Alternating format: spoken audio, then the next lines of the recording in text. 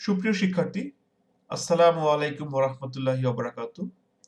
সকলকে স্বাগত জানাচ্ছি আজকের গণিত ক্লাসে। আজ আমি ষষ্ঠ শ্রেণীর গণিত বিষয়ের অধ্যায় ১ অর্থাৎ সংখ্যার গল্প এই অধ্যায়টির অনুশীলনীর ৩ নং প্রশ্নের ক সমস্যাটি সমাধান নিয়ে আলোচনা করব। তাহলে চলো অনুশীলনী ১ এর ৩ নং প্রশ্নের ক সমস্যাটি কি সেটা আমরা পড়ি, পড়ে বুঝি, বুঝে অনুশীলন করি। নিচের শর্ত পূরণ করে যে কোনো ৪টি ভিন্ন অঙ্ক ব্যবহার করে বৃহত্তম ও ক্ষুদ্রতম সংখ্যা তৈরি করো। এটি আমাদের প্রশ্ন। ক, ৭ অঙ্কটি একক স্থানে থাকবে। এখানে আমরা প্রশ্নটি ভালো করে পড়ি, আবার একটু বোঝার চেষ্টা করি। আমাদের ৪টি ভিন্ন অঙ্ক ব্যবহার করতে হবে। একই অঙ্ক ২ বার বা ৩ বার বা ৪ বার একাধিকবার ব্যবহার করা যাবে না, এটি হচ্ছে শর্ত। তাহলে ৪টি ভিন্ন অঙ্ক ব্যবহার করে বৃহত্তম সংখ্যা গঠন করব, ক্ষুদ্রতম সংখ্যা গঠন করব। এখানে একটি শর্ত আছে, বৃহত্তম সংখ্যা এবং ক্ষুদ্রতম সংখ্যার উভয় ক্ষেত্রেই এককের স্থানে ৭ থাকবে, এটি আরেকটি শর্ত। তাহলে শর্ত এখানে দুটি, ভিন্ন অঙ্ক ব্যবহার করতে হবে এবং বৃহত্তম এবং ক্ষুদ্রতম যে সংখ্যা হবে তার এককের স্থানে ৭ থাকবে। তাহলে চলো আমরা সমস্যাটির সমাধান একটু দেখে নিই। সমস্যাটির সমাধান ইতিমধ্যে তোমরা স্ক্রিনে দেখতে পাচ্ছ। চলো এই সমস্যাটি আমরা কিভাবে সমাধান করব তার একটি ব্যাখ্যা আমরা দেখে নিই। প্রথমে আমরা বৃহত্তম সংখ্যা নিয়ে কথা বলবো। বৃহত্তম সংখ্যা, চলো কিভাবে আমি এই বৃহত্তম সংখ্যাটি তৈরি করলাম সেটা তোমাদের বুঝিয়ে দিচ্ছি। আমাদের অঙ্ক সংখ্যা কয়টি? ৪টি। তাহলে একক, দশক, শতক, হাজার, ৪টা স্থান থাকবে। তাহলে ৪ অঙ্কের বৃহত্তম সংখ্যা কত? তাহলে নিশ্চয়ই ৪টা নয়, ৯৯৯৯ এটি তো ৪ অঙ্কের বৃহত্তম সংখ্যা। ৪ অঙ্কের বৃহত্তম সংখ্যা ৯৯৯৯ এটি। কিন্তু প্রশ্ন আমাদের শর্তে বলেছে যে এককের স্থানে, এই স্থানে ৯ থাকবে না, এই স্থানে কত থাকবে? এই স্থানে ৭ থাকবে। তাহলে এটাকে মুছে আমরা ৭ লিখি। এবার পরবর্তী দশক, শতক এবং হাজারের ঘরে দেখি। এখানে একটি বিষয় লক্ষণীয় যে দশক, শতক এবং হাজার এই তিনটা ঘরেই কিন্তু আমাদের অঙ্ক সংখ্যা একই হয়ে গেছে, ৯ ৯ ৯। কিন্তু শর্তে বলেছে যে ভিন্ন অঙ্ক ব্যবহার করতে হবে। ৯ ২ বার বা ৩ বার বা ৪ বার ব্যবহার করা যাবে না। ৯ ব্যবহার করতে পারি কিন্তু কেবলমাত্র একবার ব্যবহার করতে পারবো।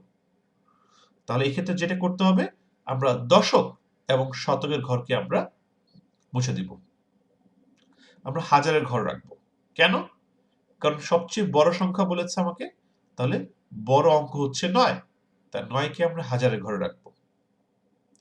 অঙ্ক পাতন থেকে আমরা কি জানি যে বৃহত্তম সংখ্যা তৈরির সময় সর্ববামে বড় সংখ্যা থাকবে, এরপরে ধীরে ধীরে পর্যায়ক্রমে ক্ষুদ্র সংখ্যাগুলো আমরা লিখব। সেই ধারণা থেকে ৯ এর পরবর্তী সংখ্যা কত? ক্ষুদ্রতম সংখ্যা ৮। তাহলে আমরা এখানে ৮ লিখতে পারি। তাহলে এই ঘরে নিশ্চয়ই ৭ হবে, কিন্তু ৭ এখানে লিখতে পারবো না। কেন? কারণ ৭ ইতিমধ্যে এককের ঘরে আছে। কারণ শর্তে বলেছে একই অঙ্ক ২ বার ব্যবহার করতে পারবো না।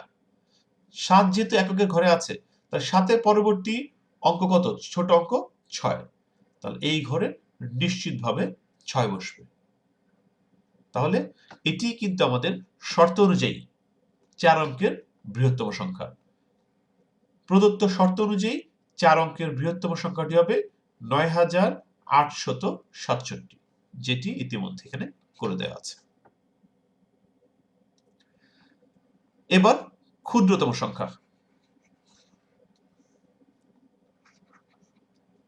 ক্ষুদ্রতম ক্ষুদ্রতম সংখ্যা। তাহলে 4 অঙ্কের ক্ষুদ্রতম সংখ্যা একক, দশক, শতক, হাজার। 4 অঙ্কের ক্ষুদ্রতম সংখ্যা কত? একের পরে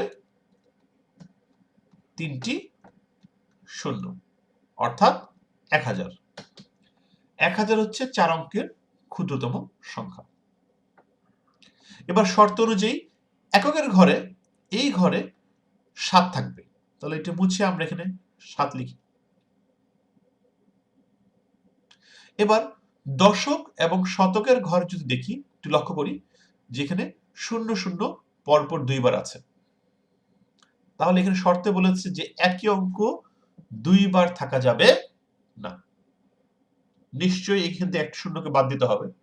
আচ্ছা, সর্ববামে 1 লিখব। কেন? কারণ একই হচ্ছে যে অঙ্কগুলোর মধ্যে সবচেয়ে ক্ষুদ্রতম সার্থক অঙ্ক 1। তাহলে 1-এর পরবর্তী যে বড় সংখ্যা সেটা হচ্ছে 2।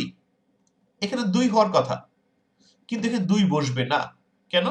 কারণ শূন্য তো আমাদের বাদ রয়ে গেল, শূন্যও তো আমাদের বসাতে হবে। আসলে শূন্য বসার কথা এখানে। এখানে কেন বসবে না? কারণ শূন্য সর্ববামে বসতে পারে না। এটা আমরা ইতিমধ্যে জেনেছি। এই জন্য শূন্যকে আমরা দ্বিতীয় স্থানে বসাবো। যেহেতু দ্বিতীয় স্থানে শূন্য বসে আছে, তাহলে এখানে আমরা 2 বসাতে পারবো না। তাহলে 2টা কোথায় বসবে? নিশ্চিতভাবে এই দশকের ঘরে। অর্থাৎ এই শূন্য বাদ দিয়ে আমরা এখানে 2 বসাবো। অর্থাৎ 1027।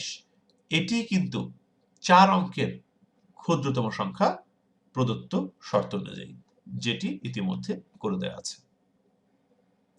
প্রিয় শিক্ষার্থীরা, আশা করি বিষয়টি তোমরা সবাই বুঝতে পেরেছ। উপরোক্ত শর্ত অনুযায়ী 4 অঙ্কের বৃহত্তম সংখ্যাটি হবে 9867 এবং 4 অঙ্কের ক্ষুদ্রতম সংখ্যাটি হবে 1027। সকলকে ধন্যবাদ।